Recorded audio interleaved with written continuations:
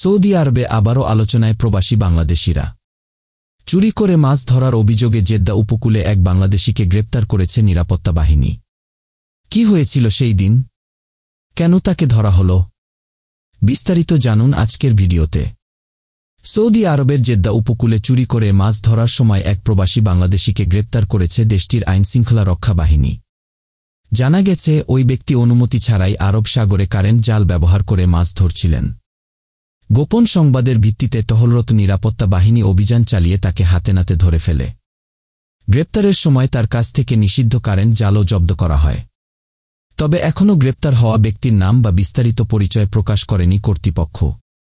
Saudi সীমান্ত রক্ষীরা জানিয়েছেন, সমুদ্র সুরক্ষা আইন লঙ্ঘনের দায়ে অভিযুক্ত ব্যক্তির বিরুদ্ধে আইনানুগ ব্যবস্থা নেওয়া হয়েছে এবং বিষয়টি সংশ্লিষ্ট কর্তৃপক্ষের সঙ্গে সমন্বয় করে পরিচালিত হয়েছে। সৌদি প্রশাসন দেশবাসী ও প্রবাসীদের সতর্ক করে জানিয়েছে, জলসম্পদ রক্ষা ও যেকোনো অনিয়ম বা অপরাধের তথ্য জানাতে 911-994-999 ও 996 নম্বরে যোগাযোগ করতে। এই ছিল আজকের আপডেট।